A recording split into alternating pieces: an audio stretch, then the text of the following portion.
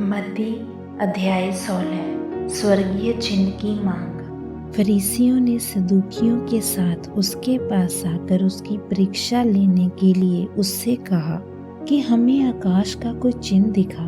उसने उनको उत्तर दिया, सांझ को तुम कहते हो मौसम अच्छा रहेगा क्योंकि आकाश लाल है, और भोर को कहते हो कि आज आंधी आएगी क्योंकि आकाश लाल और बादलों से घिरा है।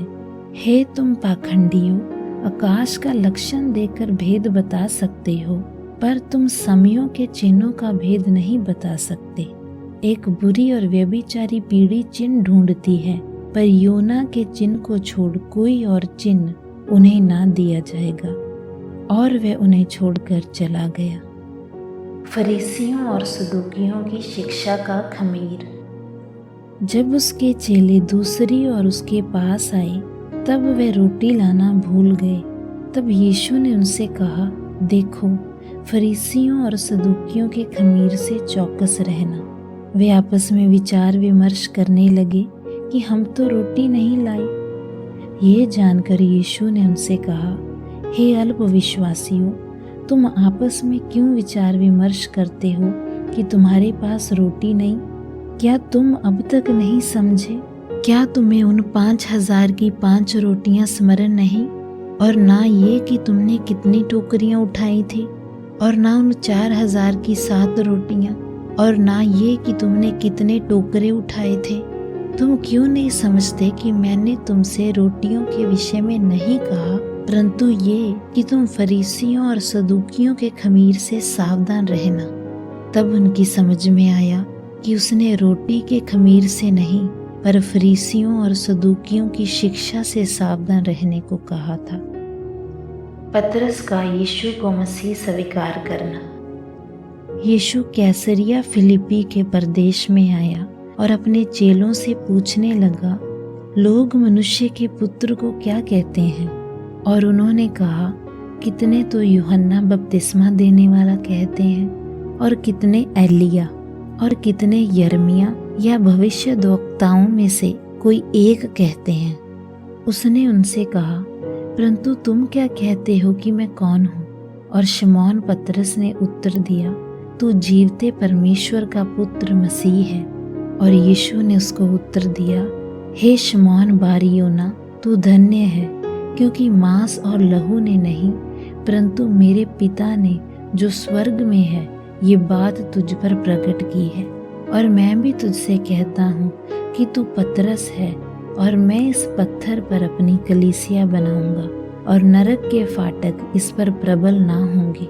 और मैं तुझे स्वर्ग के राज्य की कुंजियां दूंगा, और जो कुछ तू भूमि पर बांधेगा वह स्वर्ग में बंधेगा, और जो कुछ तू पृथ्वी पर खोलेगा वह स्वर्ग में खुलेगा। तब उसने चेलों को कड़ी चेतावनी दी कि किसी से ना कहना कि मैं मसीह हूँ। अपनी मृत्यु के विषय यीशु की भविष्यवाणी। उस समय से यीशु अपने चेलों को बताने लगा कि मुझे अवश्य है कि किस प्रकार मैं यरूशलेम को जाऊं, और पुरनियों और महायाजकों और शास्त्रियों के हाथ से बहुत दुख उठाऊं, और मार डाला जाऊं, और तीसरे दिन जी उठूं। इस पर पतरस उसे अलग ले जाकर झिड़कने लगा कि हे प्रभु, ये बात तुझसे दूर रहे, तुझ पर ऐसा कभी ना होगा। परंतु उसने फिरकर पतरस से कहा, हे शैतान, मेरे सामने से दूर हो, तू मेरे लिए ठोकर का कारण है, क्योंकि तू परमेश्वर की बातों पर नहीं, परंतु मनुष्यों की बातों पर मन लगाता है। यीशु के पीछे चलने का अर्थ। तब यीशु ने अपने चेलों से कहा, यदि कोई मेरे पीछे आना चाहे तो अपने आप का इनकार करे और अपना क्रूस उठाए और मेरे पीछे हो ले।